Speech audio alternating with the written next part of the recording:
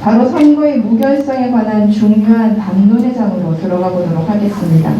이제 모두 발언이 있겠습니다. 오늘 모두 발언은 존경하는 석동현 변호사님과 민경욱 4.15 국민투쟁본부의 상임대표님 그리고 한교안 전 대통령 권한대행님께서 해주시겠습니다. 먼저 인천 연수구을 선거무효소송 변호인단의 좌장이자 대표로서 일선에서 최선을 다해 싸워오신 석동현 변호사님의 모두 발언부터 들어보겠습니다. 큰 박수 부탁드립니다.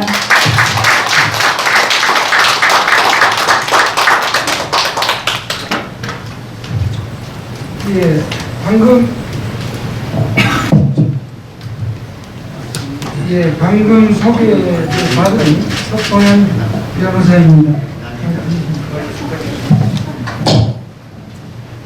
예, 방금 소개를 받은 석동현 변호사입니다. 오늘 이 중요한 논의의 자리에 저에게 모두 발언의 기회를 주신 것에 대해서 무겁게 또 생각을 무겁고 감사한 마음을 가지고 있습니다.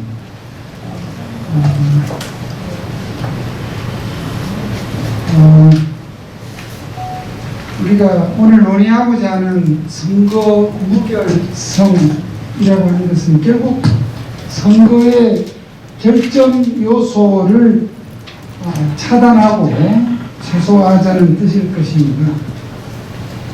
즉 투표 결과의 왜곡, 변형, 조작을 가져올 수 있는 그러한 결정 요소를 차단해야겠다.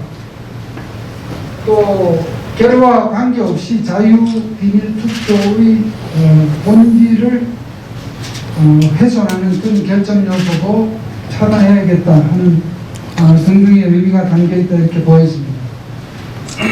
그런데 작년 4.15 총선 이후 지금까지 저희들이 이 선거 소송을 통해서 혹은 그 이전에 선거 직후에 많은 분들께서 느끼셨던 그 직관을 이렇게 토대로 보면 이 작년 4.15 총선은 모든 어떤 선거의 문제점, 결정 요소가 그야말로 총체적으로 나타났다 이렇게 말씀드릴 수 있습니다.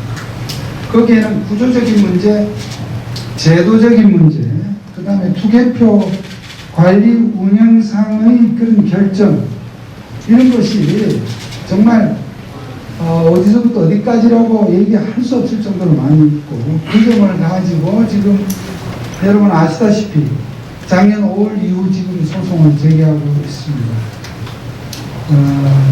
지금 최근에 재검표를 인천 연수구 재검표가 있었고 엊그제 울산 지역에서 또 재검표가 있었습니다.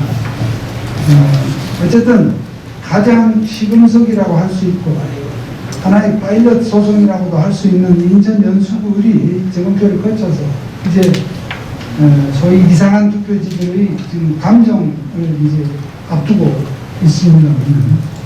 이러한 재판을 통해서 어쩔 수 없이 우리의 현재 제도적 여건은 이러한 부정선거의 문제를 재판이라는 절차를 통해서 밝혀야 하는 상황이기 때문에 이러한 재판의 어떤 결실이 조만간 나올 것으로 기대하고 있고 또 그와 관련해서 소송을 하는 대리인들 무엇보다 당사자이신 여기 민경욱 의원 그리고 그보다 훨씬 더 열정을 가지고 지금 밖에서 이 소송을 응원하고 또 지지하고 계신 많은 애국시민단체 여러분들 계십니다. 저는 이 소송을 참여하는 입장에서 우리나라의 이 지금 이 선거 재판을 다루는 대법원 재판에 대해서 말씀을 드리겠습니다. 지금 현재 대법원 재판은 정말 여태까지 선거 재판에 관한 한 번도 경험하지 못한 미답의 길을 지금 가고 있습니다. 우리의 사법 역사상, 선거 재판 역사상 여태까지 선거 재판이라는 것은 말 그대로 표를 다시 한번 세워보는 정도의 였다 해도 과언이 아닙니다. 선거 후에 근소한 차이를 가지고 낙선자가 이의를 제기해서 다시 한번 세어보는 그런 것이었다면 지금 저희들이 주장하고 하고 있는 이 재판은 그런 것을 넘어서서 이 투개표 과정에서 있었던 디지털 조작, 또 표 바꿔치기, 또 표의 어떤 그런 부정 투입 등등 여러 가지의 지금 문제를 저희들이 찾고 있는데요. 어쨌든 이 재판을 담당하고 있는 법원 판사들의, 특히 최고 재판소인 대법관들의 이 심리 상태를 우리가 이를테면 지피지기의 개념에서 조금은 인식할 필요가 있습니다. 그러니까 기본적으로 이 사람들은 기본 전제가 말이죠. 뭐 표를 바꿔치기 했다 어쨌다 하는 이런 부분에 대해서 굉장히 소극적인 생각을 하고 있습니다. 말하자면 그런 엄한 일이 있을 수 있겠느냐는 몸에 밴 그런 사고방식으로 임하고 있습니다. 여태까지 이 소송을 하면서 저는 이제 대리인들 중에서 조금 경력이 있는 입장에서 제가 만나고 대화해본 판사 출신 변호사들 중에서 여러분 대단히 듣기 불편하실지 모르지만 적어도 부장 판사 이상 출신의 변호사, 왜냐하면 부장 판사쯤 돼야 선거 관리를 경험을 하게 됩니다. 각 지역의 선거관리가 아니라 투개표잖아요. 그런 사람들은 99% 굉장히 좀 회의적인 생각을 많이 갖고 있다고 하는 것이 지금 우리 앞에 놓인 현실입니다. 대법관은 말할 것도 없을 것입니다. 이 사람들에게 이것이 단순히 표수의 문제가 아니라 표의 어떤 그런 조작이 일어날 수 있고 이런 디지털 조작이 일어날 수 있고 또 예컨대 법과 맞지 않는 QR코드를 사용한 것이 문제가 되고 투표함의 본인 관리가 소홀해서 그것이 정말 이거는 개표를 해서는 안 되는 통지 무효가 돼야 된다고 하는 부분, 이런 부분들에 대한 그간의 이 재판 경험이 지금 없는 상태에서 지금 저희들이 싸우고 있다는 점입니다. 거기다가 대법원 단심제입니다. 이 재판이. 제가 이번에 이 재판을 해보니까 저는 이번 재판에서 반드시 저희들이 원하는 목표하는 이 부정선거의 선언을 받아내겠습니다만 어떻든 이것에서 그치지 않고 법 제도의 개선을 빼한다면 저는 선거재판도 대법원 단심제가 돼서는 안 될 것 같아요. 대법원이 여러분들이 생각하시는 것보다 재판 업무량이 굉장히 많습니다. 그리고 대법원은 기본적으로 어떠한 사실을 확인하는 그런 재판소가 아닙니다. 법리적 평가만 하는 곳이다 보니까. 그래서 저는 앞으로도 선거를 치르면 어떻게 제도가 개선되더라도 이 선거의 무결성 문제에서 시비가 벌어질 때 이것을 따지기 위해서 저는 고등법원 정도로 해서 적어도 선거에 관해서 한두 개의 재판부가 오로지 이 재판만 선거 후에 하도록 해서 샅샅이 조사할 수 있는 그런 여건도 만들어야 되겠다는 생각을 합니다. 어쨌든 앞으로 이 무결성을 확보하기 위해서 어떻게 제도를 바꾸고 법을 고쳐야 될지 하는 부분은 이제 곧 발표하실 분들이 다 말씀해 주실 것이기 때문에 저는 그 부분에 대한 설명을 생략을 하더라도 어쨌든 이번 이 선거 소송을 계기로 전국에서 120여 개의 어떤 선거 소송이 이루어지고 있지만 실질적으로 후보께서 직접 파이팅을 하시는 곳이 연수구를 한 곳밖에 없다는 것이 우리를 참 답답하게 합니다. 좀 이 문제의식을 가진 이 소위 후보 당사자들이 좀 더 적극적으로 했더라면 하는 아쉬움을 내내 금할 수가 없는데요. 그러나 일당 100으로 일당 1000으로 우리 이민영 의원께서 싸워주고 계시고 우리 대리인들도 어쨌든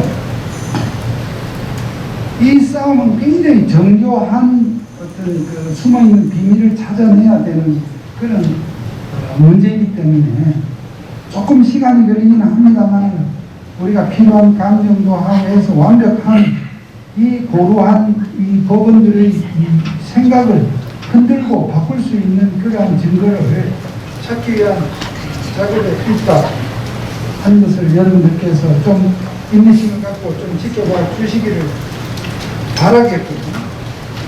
어쨌든 이러한 오늘의 이런 논의들이 앞으로 이뿐만 아니라 지금 당장에 진행되는 소송에서도 유력한 아주 유효한 그러한 여러 가지 지식들이 나와질 것으로 기대합니다. 그걸 가지고 남은 소송 절차에서 저희들이 열심히 하도록 하겠습니다. 아무튼 오늘 이 귀한 심포지움을 준비해 주신 정경호와 국토본 관계자 여러분들께 다시 감사를 드리고요. 어쨌든 이 앞으로의 재판은 물론이고 궁극적으로 이 선거의 무결성을 저해하는 법제도의 개선을 위해서 우리 모두가 힘을 모아야 되겠다는 말씀을 드림으로써 제 말씀을 가름하겠습니다. 대단히 감사합니다.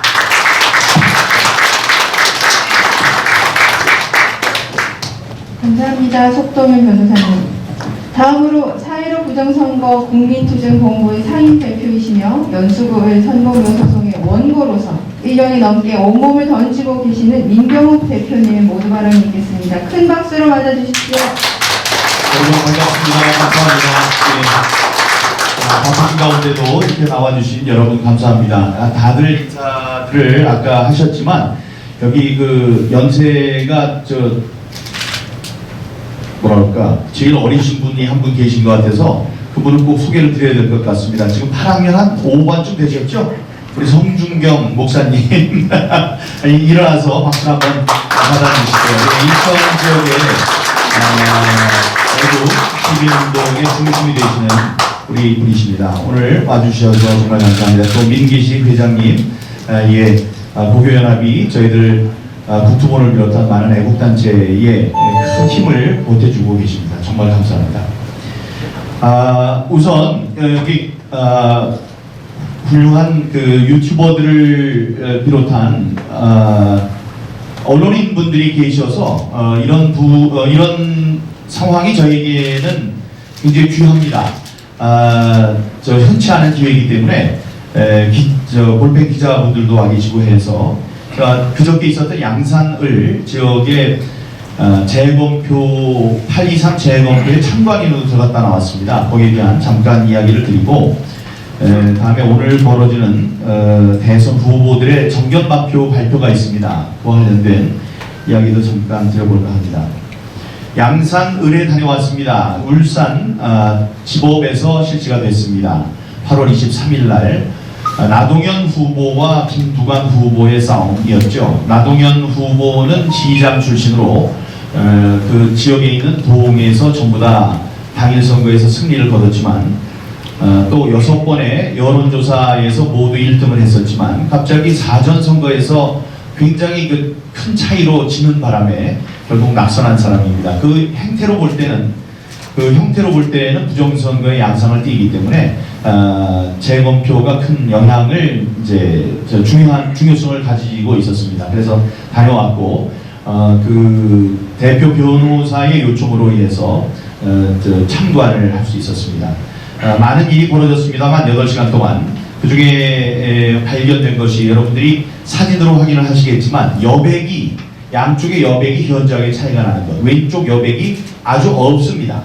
그러니까 잘려서 나온 그런 투표용지가 발견이 됐고요. 다음에 무게를 우리들이 100장의 무게를 잴 수 있었는데요. 원래 이제 평량 100g짜리니까 나달나달하게 흔들리는 이런 종이가 되어야 되는 거예요. 오늘 제 주머니에 갖고 있었습니다. 지금도 갖고 있습니다. 인쇄 업자가 가져온 이게 정규에 쓰이는 투표용지입니다. 이렇게 흔들려야 돼요. 이렇게 팔랑팔랑 그려야 됩니다.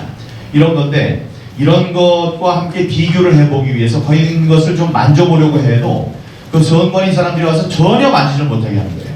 그런데 어떻게 그 100장 묶음이 있는 거를 한번 가져온 저울에 한번 재봤습니다. 그 재본 결과 여기 그 계약서에 써 있는 대로 평양 100g짜리가 아닌 150g짜리가 쓰였다는 사실을 우리가 실측을 할 수가 있었습니다.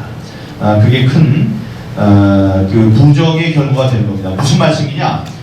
100g짜리로 돼 있는 투표용지가 재봤더니 150g, 평양 150g, 1m 1m, 가로 세로 1m를 잴 때 100g짜리가 돼야 되는 종이가 아니더라. 그러니까 계약한 종이가 아니라는 거였습니다. 이것은 그 인쇄된 것이냐 아니면 그 프린트된 것이냐를 가릴 수 있는 중요한 하나의 기준이 되기 때문에 추후에 감정을 통해서 그 결과가 이제 드러날 것이고, 그 결과가 드러나게 되면 이번에 이제 부정선거였는지를 가르는 중대한 하나의 가늠자가 될 수 있을 것이라고 생각합니다. 또 하나, 그 럭비공 같이 우리가 누구를 지지합니다 해서 찍는 그걸 뭐라고 기표를 하죠.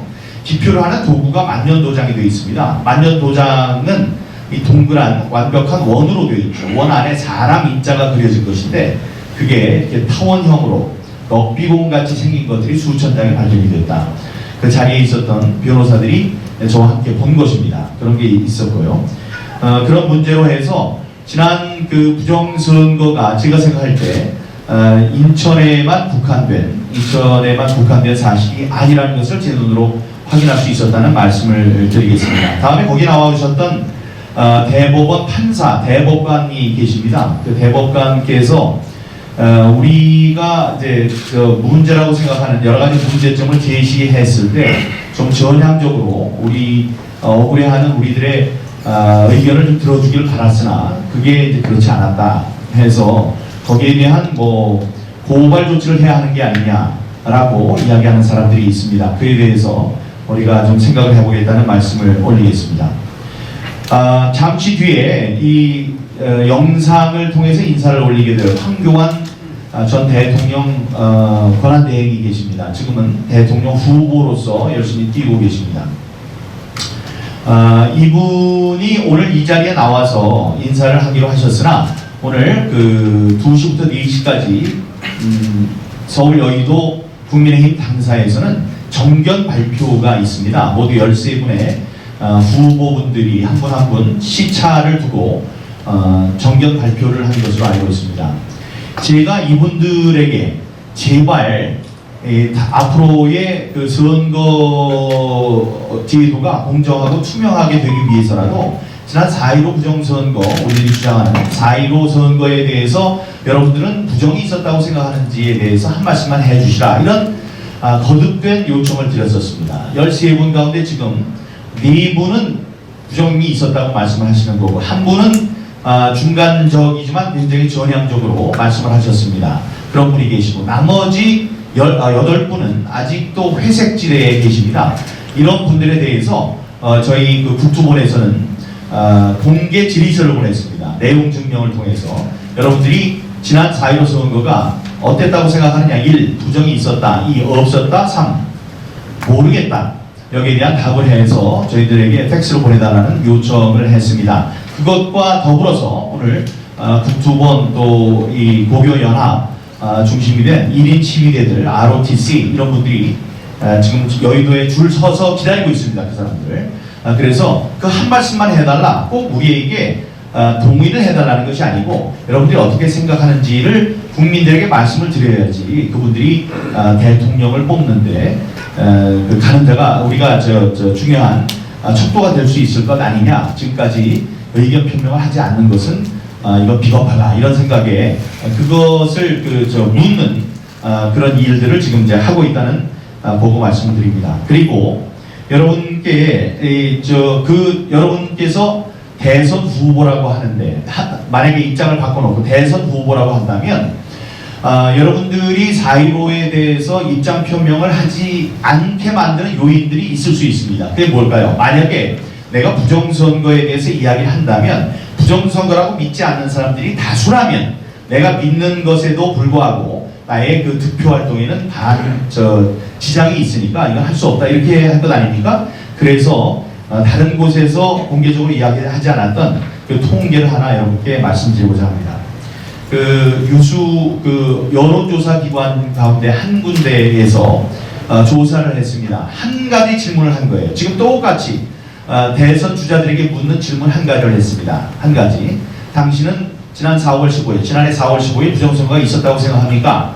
답을 해주십시오. 1. 있었다. 2. 없었다. 3. 잘 모르겠다. 결과는 이렇습니다. 국민 가운데 26.5%, 4명 가운데 1명이 넘습니다.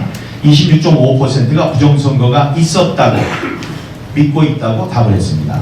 없었다는 게 전부 70몇 %냐 아니고요. 없었다는 답이 52.4, 잘 모르겠다가 21.1, 과반수가 훨씬 넘으면 좋겠습니다만 지금 부정선거는 그 직접적인 당사자고 피해자인 국민의힘조차 부정선거가 없었다고 주장하는 이런 참 어려운 상황입니다. 그런 상황 속에서도 국민의 4분의 1 이상이 부정선거가 있었다고 믿는다고 대답을 한 겁니다. 이건 예비조사입니다. 예비조사인데 그랬고요. 그러면 지역별로는 어땠느냐? 대구 경북이 36.7%, 대전 세종 충청이 34.4%로 높은 비율을 차지를 했고요.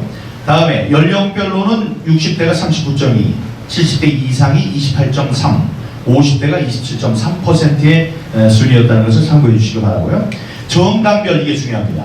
적어도 국민의힘에서 대통령 후보를 하려는 사람은 국민의힘 사람들의 마음을 얻어야 됩니다. 그러니까 이분들이 두려워하는 게 그 사람들의 정서에 거스를까봐 지금 안 하고 있는데 마음 놓고 대답을 하시기 바랍니다. 왜냐하면 정당별로 보면 국민의힘 지지자의 45.5%, 거의 과반, 반수 가까이가 부정선거가 있었다고 답을 했습니다. 국민의당에 그러면 국민의힘 지지자 가운데 45.5%였는데 그러면 아니다, 부정선거가 없었다고 한 사람은 몇 %였을까요? 그의 반 수준인 24.7%만이 부정선거가 없었다고 믿고 있습니다. 4분의 3 넘는 쪽이 부정선거가 있었거나 아니면 지금 회색지대에 있는 분들이고 없었다고 생각하는 분들이 지금 24.7%에 불과하다. 이런 말씀 올리겠습니다. 그러니까 오늘쯤 우리들이 질문한 것에 대한 답을 보내주셔도 오히려 그것이 여러분들의 당내 득표에는 도움이 됐다. 이런 말씀을 올리겠습니다. 여러분, 지난 4.15 부정선거는 우리들 국민들의 많은 국민들의 생활 패턴을 바꾸어 놓았습니다. 여기에 한 유튜버가 있습니다. 훌륭한 아들 키우고 그냥 집에서 주부로서 지냈으면 좋을 분이에요. 그런데 구리면 구리, 울산이면 울산, 있는 곳, 저쪽 문제가 있는 곳이라면 어디나 달려가는 열사로 만들었습니다. 여기 곽은경 TV의 곽은경 씨 여기 계셔요. 이런 분은 4.15 부정선거 이전과 이후가 완전히 달라졌습니다. 다음에 또 한 분의 변호사가 계십니다. 변호사 그냥 생활하면서 아이 키우면서 잘 지냈던 분입니다. 부정선거 지난번에 4.15 때 결과가 예상했던 것과는 너무나 다르다. 그래서 기다리고 있다가 새벽녘에 민경욱이 떨어지는 거 보고 이거는 이제 끝났나 보다, 이상하자면 너무 억울하다라는 생각에 새벽에 가다가 화장실 가서 세수를 하다가 울었답니다. 그 이후로 이 국토보훈의 본부장으로서 지금 아스팔트를 돌아다니면서 애를 쓰는 분, 오늘도 사회를 봐주시는 유정환 변호사입니다.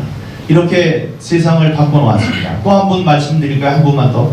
그냥 사회적으로 존경받는 변호사였습니다. 소설가이기도 했죠. 그렇게 지냈었는데 이거 안 되겠다고 해서 무료 변론 자청해서 저에게 와주셨고, 그 다음에 우리의 사무총장으로 일하시고, 다음에 제도권 안으로 들어가서 이야기를 해야 되겠다고 해서 지난번 전당대회에서는 최고위원으로도 출마를 해서 부정선거를 알리기 위해 애를 쓴 분이 계십니다. 저 뒤에 앉아 계신 도태우 변호사십니다.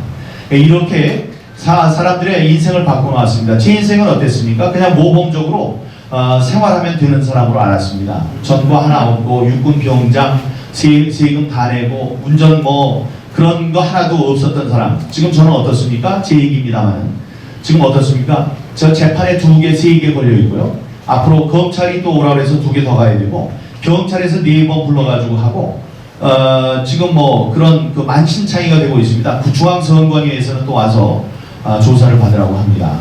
자, 이렇게 우리들의 인생을 바꿔놓았는데 이 바꾼 인생에 대해서 우리가 후회를 할까요? 그렇지 않습니다. 우리는 선택받은 사람, 싸울 수 있는 기회가 주어진 사람이라고 생각하고 있습니다. 왜냐? 이 부정선거가 계속되면 우리 세대는 마찬가지고 우리의 밑세대, 다음에 손자, 손녀 세대가 이 자유를 맛볼 수 없는 자유민주체제를 영위하지 못하는 그냥 북한과 똑같은 독재체제에서 생활해야 되는 노예와 같은 생활을 해야 되기 때문에 그 사람들에게 미칠 변화를 우리가 우리 몸으로 막아서 싸워야 되겠다는 생각에 우리가 싸우고 있습니다. 지금 그런 의미로 우리가 만들어진 국투본 열심히 싸우고 있는데 국투본을 제가 투쟁 방향을 5가지로 이제 잡았었습니다. 여기 석정원 변호사님, 존경하는 석정원 변호사님이 이끌고 계시는 법정투쟁, 그 다음에 거리투쟁, 매주 나와서 싸우고 있죠. 그 다음에 국제투쟁, 국제보고서 만들었죠. 다음이 선거 부정 감시 투쟁입니다. 요게 하나 있고, 다음에 이제 제도 개선 투쟁입니다. 이거는 제도권 안에 들어가서 법을 바꿔야 되는 것인데, 이렇게 애를 쓰고 있었던 마당에 오늘 무결 선거 네트워크, 무선넷이라는 이 훌륭한 전국적인 시민 단체가 출범을 하는 것은 정말로 자랑스러운 일이고 마음에 쏙 드는 일입니다. 여러분 이번에 대선에서 부정을 막기 위해서 우리들이 필요한 시간과 사람과 시간을 곱한 숫자가 무려 160만입니다. 10만 명이 16시간을 투입해야 하는 시간이 필요합니다. 자세한 내용은 이따가 존경하는 백모 우리 박사님께서 말씀해 주시겠지만은 그런 많은 분들이 필요합니다. 지금 이 애국 유튜브 방송을 듣고 계시는 애국 시민 여러분들의 힘이 필요합니다. 대선 조작은 총선 조작보다 더 쉽습니다. 왜 그럴까요? 총선은 각 지역마다 투표용지가 다 다릅니다. 하지만 이 대선은 전국이 똑같은 투표용지로 투표를 합니다. 그렇기 때문에 무서운 것입니다. 그래서 여러분들의 감시가 더 필요합니다. 이런 의로운 싸움에 많은 사람들이 필요하니까 여기 나와주신 각 지역을 대표하는 분들 말할 것 없이 지금 개개인이 이 유튜브를 통해서 시청하고 계시는 애국 시민 여러분들께서도 이 계열에 동참해 주실 것을 부탁드립니다. 저희들은 더욱 열심히 싸우겠습니다. 감사합니다.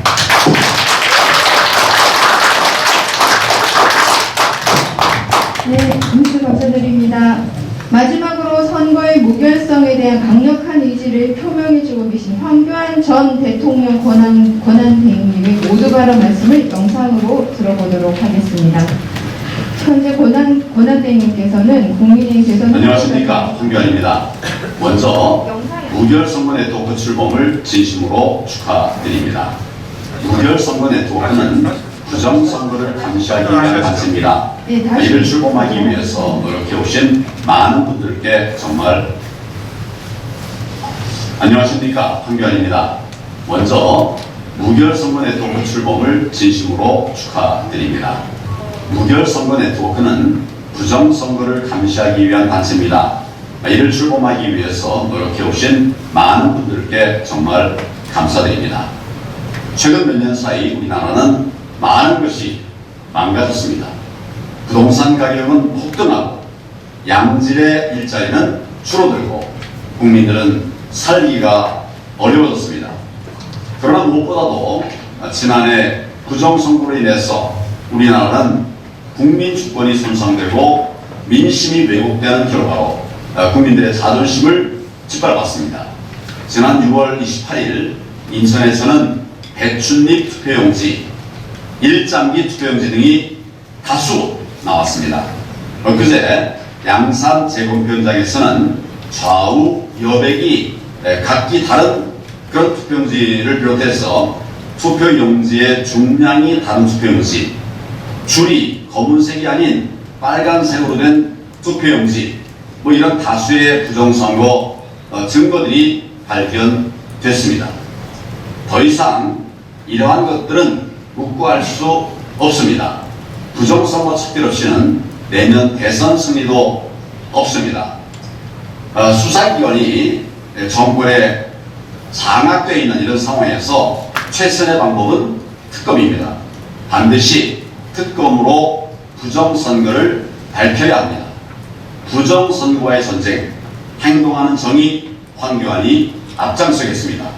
다시 한번 무결선거 네트워크 출범을 축하드리면서 내년 3월 민주주의의 꽃이 활짝 피어날 수 있도록 여러분과 함께하겠습니다. 감사합니다.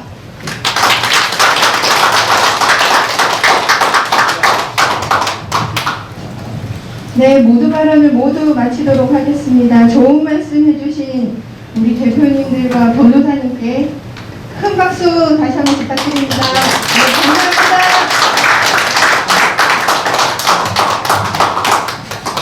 다음으로 1부 발표가 바로 있겠습니다.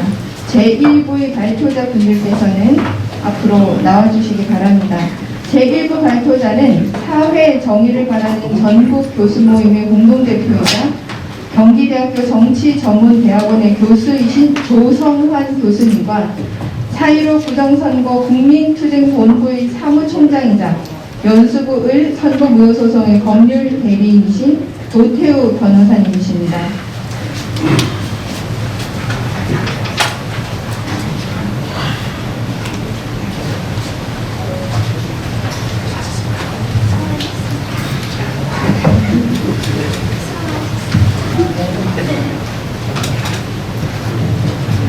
조성환 교수님께서는 종이로 위장된 전자투표, 선거 무결성과 국민주권 훼손에 대한 주제로 말씀해 주시겠습니다.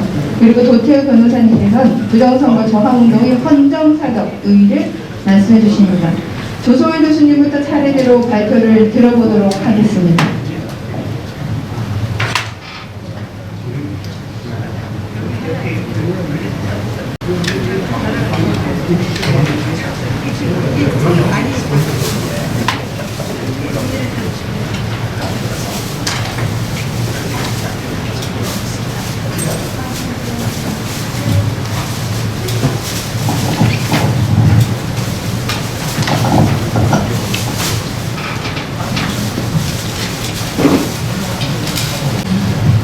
경기대학교 조성환 인사드리겠습니다.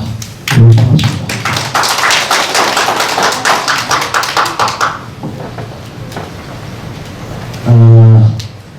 여러분들 취재대학 민간고는 아마 대한민국에서 가장 높은 분들입니다.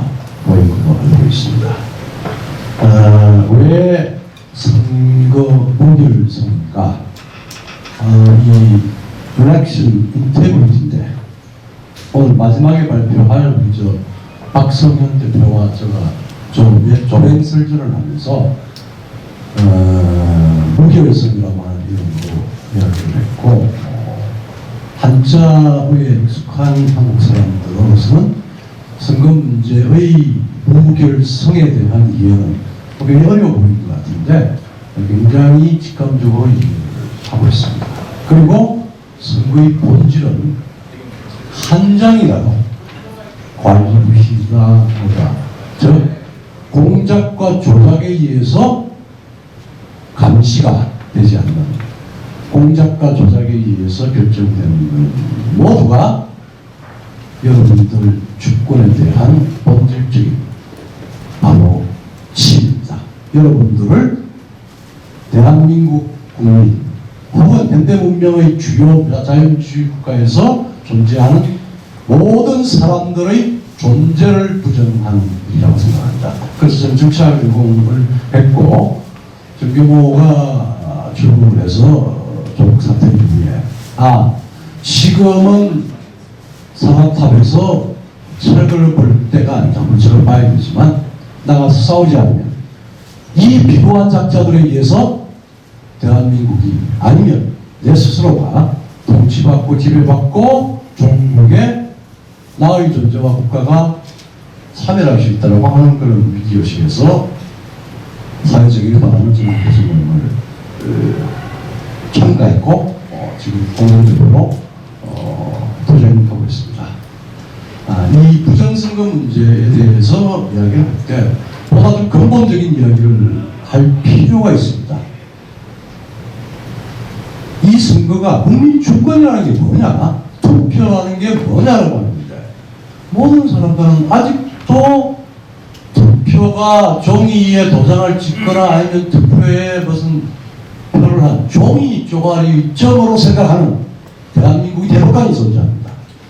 그 종이 쪼가리 점이 동그라미로 기표가 됐든 연비공으로 기표가 됐든 아니면 선거관리관의 인주가 일장기식으로 뭉그러졌다. 아무 소용하지 않다. 그냥 기계에 의해서 세웠고 이렇게 보니까 몇 장은 문제가 있어 정도. 제가 천대엽 대법관의 인천 연수원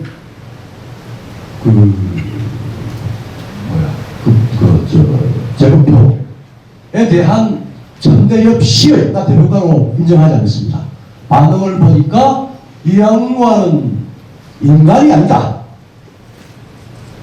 인간이 태어나서 물리적으로 직관적으로 세상을 바라보고 판단하는데 어찌 투표 용지가 두 개의 색깔로 겹쳐서 나온 그 투표를 보고 아직까지 감정을 안 하고 있느냐? 인간이 아니죠. 왜 교육을 받았습니까? 있을 수 없는 사실에 대한 판단이 안 쓰면 인간도 아니고 대법관이 될 수 없습니다. 그리고 어제 양산에서 3,000장, 7,300개인가요? 7,000여 장의 과대 사전 투표 중에서 소위 말하자면 동그란 사람인 자의 이승만 대통령의 기묘한 발명품인 이 기표 도장. 이것이 열비공인지 사각형인지 보니까 우리 박재준 변호사가 되게 도태우 변호사도 옮기고 그래서 그거를 보고도 3,000매를 유효한 투표로 인정으로 집어넣었다? 이게 이게 대법관입니까? 인간입니까? 눈이 피었습니까? 우리 두 대법관들 제가 공개 토론을 신청합니다. 인간으로서 그 정도의 판단을 못한다면 100명, 1000명, 100만 명을 모아놔도 이상하다고 할 기묘한 현상에 대해서 감정을 벌써 밀고 있고 또 모든 사람들이 1000%가 다 틀렸다고 하는 이상한 투표식을 유효하다고 집어넣었고 이거는 인간이 아니고 법과 이전에 직관력과 이성이 결여된 인간이 아닙니다. 두 분이라 안 그랬어요. 두 사람 저하고 토론합시다. 대법관이 그 정도의 수준으로 대한민국의 헌법기관 너희 최고위 층에 앉아있다라고 하는 건 제가 비유해져서 못 살겠습니다. 자, 지금부터 본인 발표를 시작하겠습니다. 흥분했는데 국민 주권은 종이가 아닙니다. 여러분들 밖에 있는 모든 사람 또 이 부정선거를 부정하는 모든 사람들까지의 육체와 영혼의 전부입니다. 현대사회를 사는 모든 사람들의 모든 실존적인 겁니다. 루즈벨트 대통령이 투표를 못하게 할 사람은 이 지구상에서 아무도 존재하지 않는다. 어떤 누구도 나의 투표를 방해하거나 나의 투표지를 할 수 없다. 투표를 못하게 하는 공동체의 이런 일을 포기한 혹은 또 다른 방식의 자기 주권의 표현입니다. 자기 존재의 표현입니다. 주권은 단순히 투표 용지의 투표 종이가 아닙니다. 우리 존재 전체를 결정하는 것인데 어찌하여 대한민국의 헌법기관 대통령 국힘으로 집권했죠? 국회의원 국힘으로 됐습니다. 공작도 있었습니다. 그래서 이 정부에서 들어와서 왜 60년 전 제가 태어났습니다. 60갑자에 작년에 제가 태어났는데 60갑자에 어떻게 이렇게 황당한 경험을 하게 되었느냐라고 하는 기구한 펄전을 논할 간단을 했지만 저만 그렇게 생각합니다. 나는 말씀 못하지만 지금 이 말하자면은 여러분들은 권력에 의해서 우리가 뽑은 권력과 대표된 자들에 의해서 헌법기관의 아주 잘난 양반들에 의해서 살해당하고 매일매일 살해당하고 있는 운명입니다. 이런 이유는 있습니다.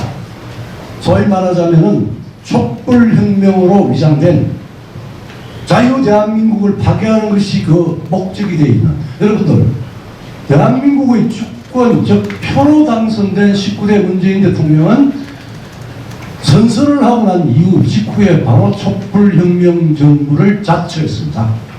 우리는 촛불혁명 정부야. 기존에 존재했던 대한민국은 다 혁명의 대상이야. 아시아 레짐이야. 그건 파괴혁명이고 체제 변혁 혁명이었습니다. 그런데 많이 모르고 있습니다. 기만을 했기 때문에. 살짝 문재인 정부 5개년 계획을 보면 권력을, 대표된 권력을, 자신도 대표되게 놓고 대신 대표된 권력이 아니고 우리 화장실 갈 때 하고 화장실 나올 때 하고 다르다는 겁니다. 대표되어서 대통령직을 위임받은 국민 최고의 모습이 감히 우리가 집권한 정부의 권력은 생성적 권력이다. 내가 마음대로 정하면 그게 곧 법이야. 루이 14세 같으면 좋았겠습니다. 히틀러의 권력 개념입니다. 이렇게 살짝 숨겨놓고 그때부터 전체주의적 방법을 동원해서 대한민국을 남도질하기 시작했습니다. 자, 지금 4년 몇 개월이 지났습니다. 지금 우리는 첫 번째 드루킹 사건입니다. 즉 직권을 9천만 개, 9천만 개에 가까운 소위 말하자면 기계에 의한 여론 조작으로 당선됐습니다. 두 번째, 중간에 지방자치선거에 이미 대통령까지는 밝히지는 않았지만 그 밑에 첫건 바로 직하 수하에 기소가 되어서 재판이 진행되고 있는데 지금 지연되고 있습니다. 그거를 울산시장 선거 공작입니다. 여론조작, 선거 공작, 그 다음에 4.15 투표는 지금 21세기 디지털 시대에 가능한, 그리고 아주 유혹을 느낄 수 있는 디지털 프로드, 디지털 선거 부정의 전형으로 대한민국에 적용됐다는 건 저는 1000% 확신합니다. 자, 그리고 대한민국은 내정에 도입을 했습니다. 비록 우리는 특공대의 숫자가 작지만 정상적인 많은 사람들, 아까 국민의 25% 우리 민의원 얘기인데 지금 최근에 지난주에 조사한 걸로는 30몇 프로가 넘습니다. 아주 전문조사를 했고, 그 다음에 야당 국힘당을 지지하는 사람들은 60% 이상이 지금 부정선거다. 그 아마 드루킹 사태에 대한 유죄 판결 이후에 급속히 늘어나는데, 어쨌든 간에 대한민국은 자유시민 세력과 주권 세력과 은폐 카르텔의 정치 내전이 있습니다. 근데 이 상황이 지금 우리는 선거 부정을 막기 위한 네트워크를 만들었다고 우리 형님들께서 말씀을 하셨는데,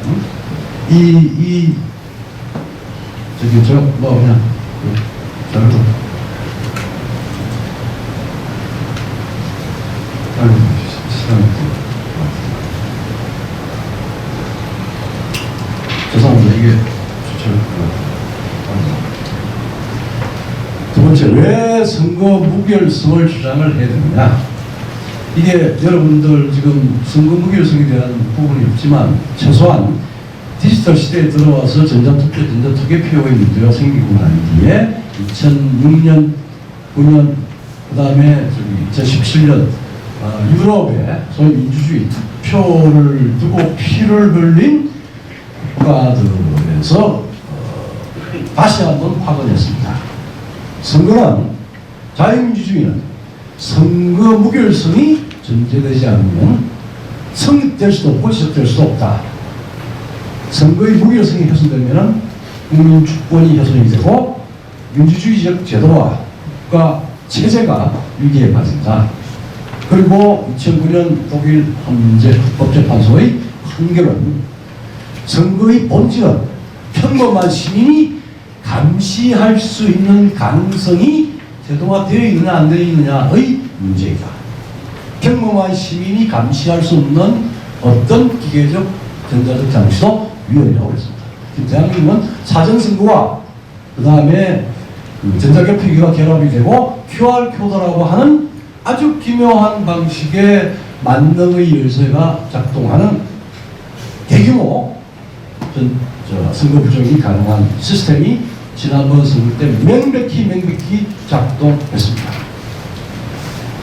그리고 지금 대한민국의 선거는 2010년대 전자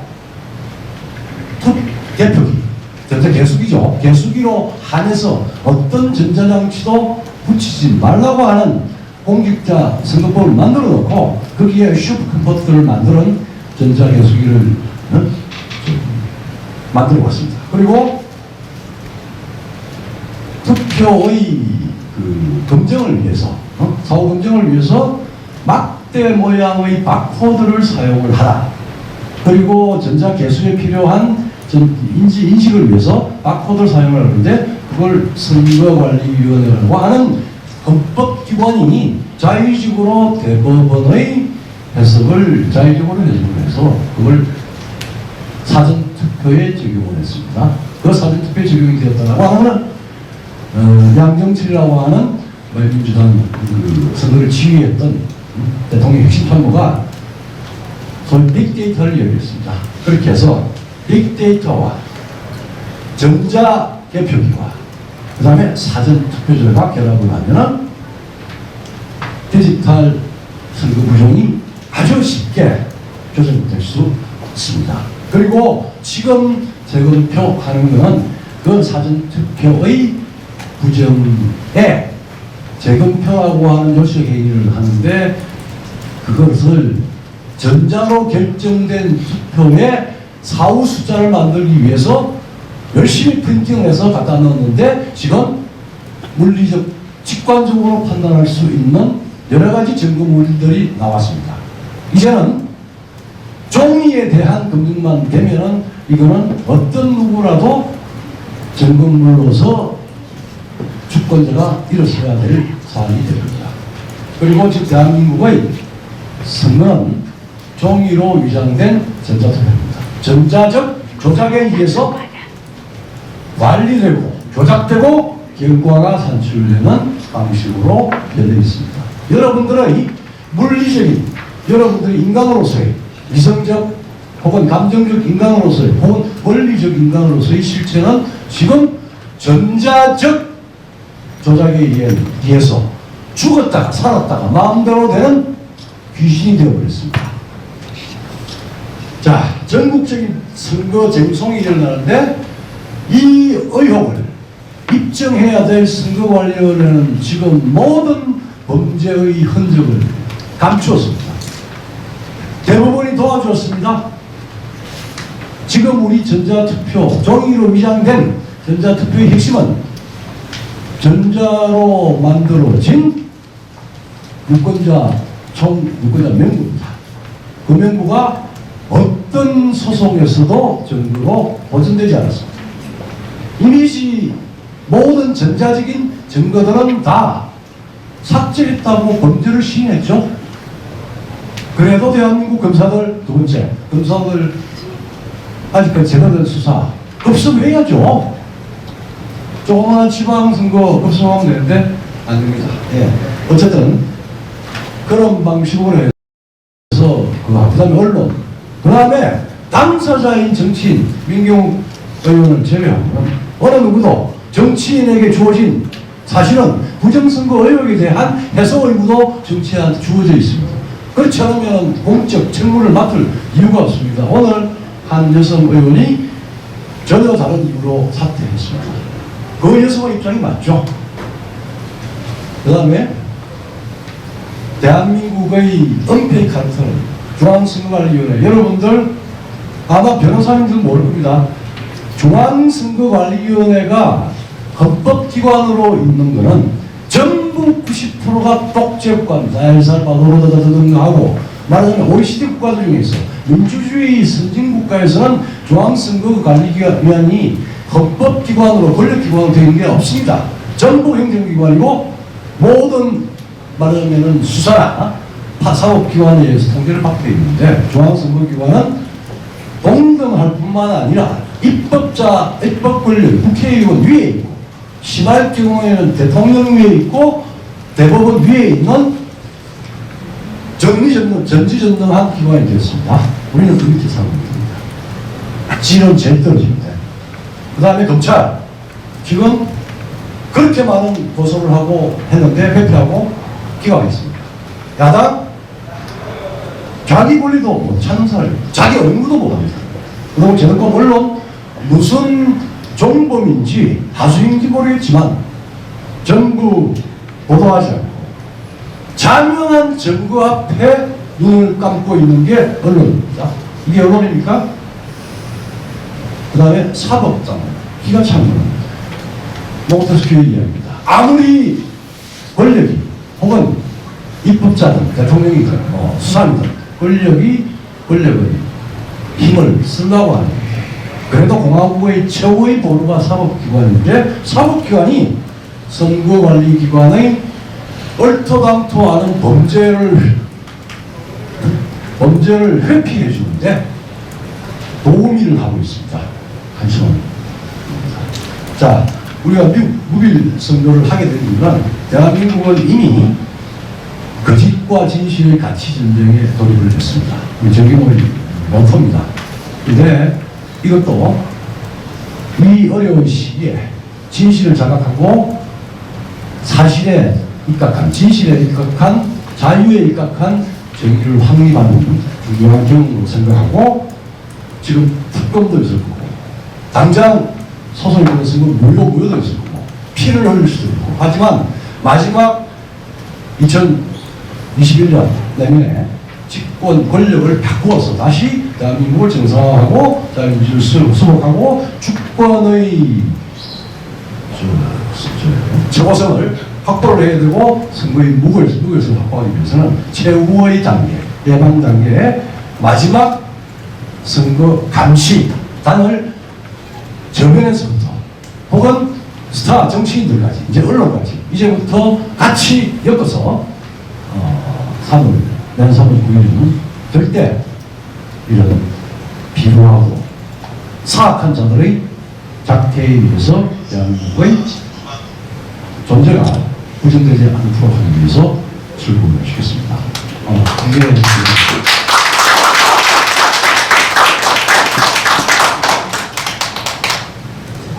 네, 다음으로 도태우 변호사님의 발표를 들어보도록 하겠습니다. 네, 안녕하십니까. 도태우입니다.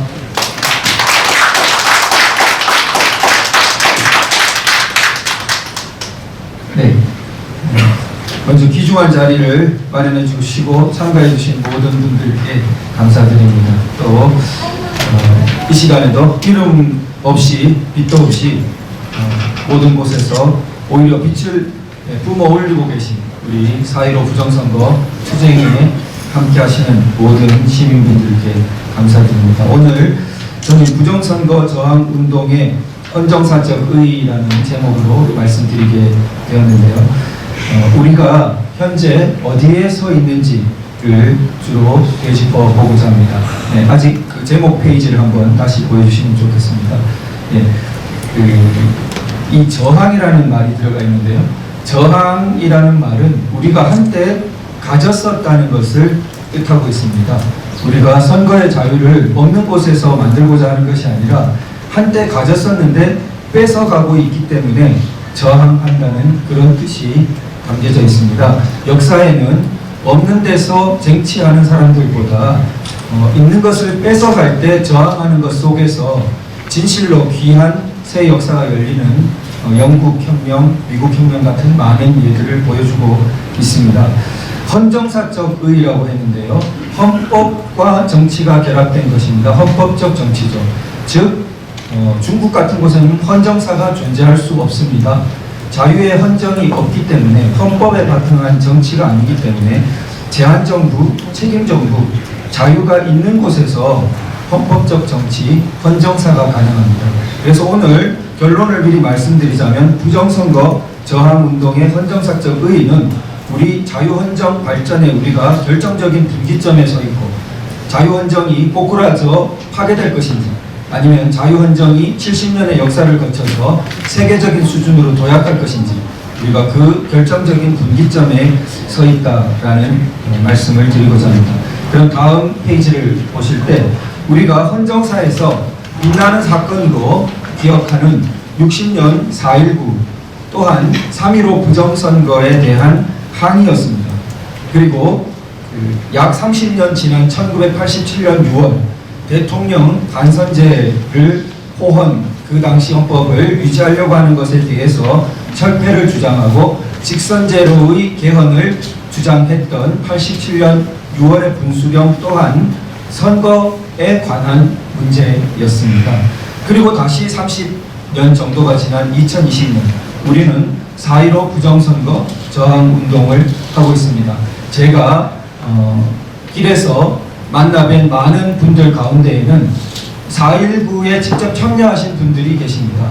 당시 19세, 20세 정도로 빛나는 그 역사의 현장에 있었고 지금 80세 정도의 나이로 다시 4.15 부정선거를 싸우고 계십니다. 한편으로는 미안하고 존경스럽고 한편으로는 그분의 삶은 정말 기적과 영광의 역사를 함께한 삶이었다는 생각이 듭니다.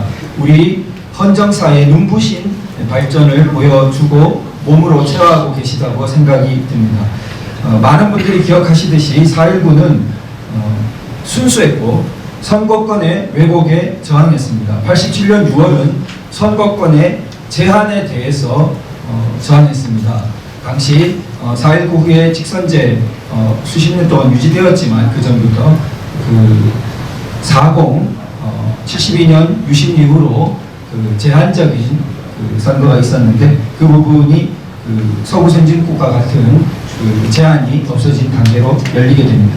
이제 그러나 4.15 부정선거는 더욱 중요해서 왜곡 정도가 아니라 디지털 조작은 선거권 자체가 형해화되고 상실될 가장 큰 위험에 처해 있습니다.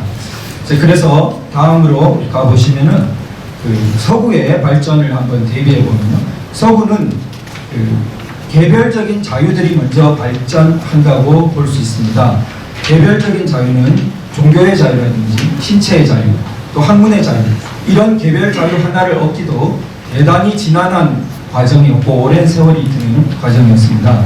이런 개별 자유들의 발전에 수백 년의 축적을 바탕으로 창의, 혁신, 근대화가 폭발적으로 일어나는 산업혁명이 뒤따르고 그 뒤에 마지막으로 선진국도 20세기 초 정도에야 모든 국민들에게 보통 선거권이 확대되는 민주의 단계가 온다고 볼 수 있겠습니다.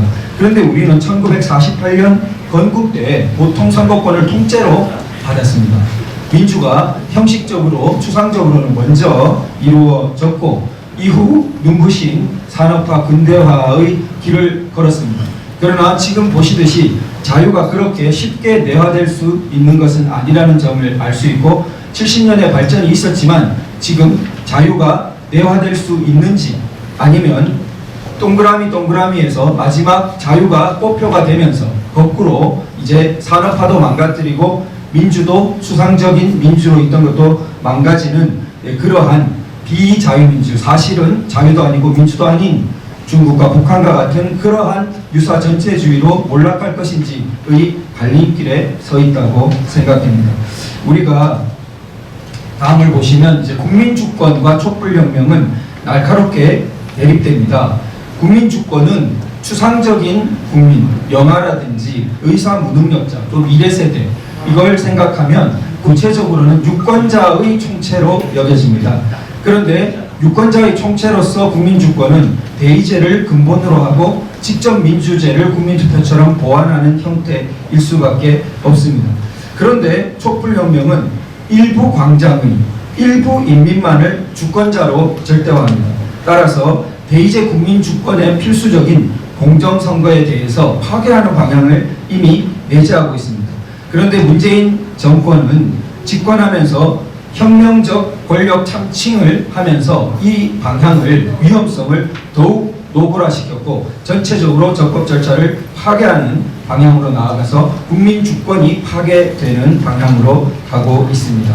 마지막으로 우리 그 처해 있는 상황을 보기 위해 서울대법대 명예교수이신 최대권 교수님의 헌정사적인 헌법발전 4단계 발전을 한번 살펴보도록 하겠습니다. 이분의 논의에 따르면 1단계는 우리가 흔히 1020이라고 부르는 단계인데요. 10하고 20하고 자유민주 건국과 6.25를 거치면서 그걸 지켜내는, 자유체제를 지켜내는 호국의 단계입니다. 2단계는 3공화국, 4공화국, 5공화국 단계로 낮은 단계의 법치와 민주주의, 언론 등등 약간의 제한적인, 자유의 제한이 있었지만 서구 선진국에 비하면 제한이 여러 있죠. 4공화국, 5공화국 다 마찬가지입니다. 그러나 낮은 단계의 법치와 민주주의 전체가 폐기된 것이 아니었고 분명히 그 자유의 아주 근간적인 사유재산이라든지 또 사법부에서도 상당한 정도의 사법부의 독립이라든지 언론 또한 제한이 있어도 언론 자유가 폐기된 것은 아닙니다. 네, 이러한 그런 단계 속에서 산업화가 병행되었고 또한 우리나라는 특징적으로 이 단계를 거치면서 정부 정권 정치 지도자들이 높은 단계로 나아가야 한다는 지향과 의식을 갖고 있었기 때문에 마침내 1987년에 서구와 같은 적법 절차 민주주의 고도 단계의 높은 단계의 법치와 민주주의로 진입할 수 있었고 이후 30여 년간 헌법적인 안정을 바뀌지 않고 그 헌법이 유지되는 헌법적 안정을 가져올 수 있었다고 평가됩니다. 그러나 이분의 논의에 따르면 우리 헌법은 건국헌법 때부터 자유통일이라는 여기서 강조점은 자유에 있습니다. 그래서 박정희 대통령 표현을 빌면 자유의 힘이 넘쳐 흘러서 북한 동포를 해방한다는 그러한 자유통일의 건국 이념이 있는데 이 4단계로 나아가는 과제를 굉장히 몰각함으로써 3단계 우리 헌정의 굉장히 위기, 적법 절차 헌법이 다 폐기되는 그러한 위기를 맞고 있다고 평가됩니다. 반대편의 문정권은 이 4단계를 친일이 집권한 단계 1단계, 또 독재 세력이 집권한 단계 2단계, 그래서 자기들은 계속해서 혁명을 추구하고 미완의 혁명이 4.19, 87년 촛불혁명 이렇게 이루어지고 마침내 4단계로는 완전한 체제 변혁 개헌을 통한 완전한 체제 변혁으로 가는 것이 4단계 대립되는 역사관을 갖고 있다고 생각됩니다. 지금 1단계, 2단계 사이를 보시면 그 계기가 4.19였다는 것을 볼 수 있습니다. 4.19 연이은 5.16이 저 2단계를 연 사건이고 그리고 2단계, 3단계 사이에 87년 6월이 있습니다. 아마도 3단계, 4단계 사이에 우리 4.15 부정선거 저항운동이 있지 않나라고 생각합니다. 이 계기를 살릴 때 우리 헌정사의 도약적인 발전으로서 자유의 내화 또 대한민국 헌정사의 분수령으로서 자유를 바탕으로 통일로 나아가는 그러한 헌정사적 발전이 있으리라고 생각합니다. 감사합니다. 결정적인 발표를 해주신 조성원 교수님과 조태우 변호사님께 다시 한번 뜨거운 박수 부탁드립니다.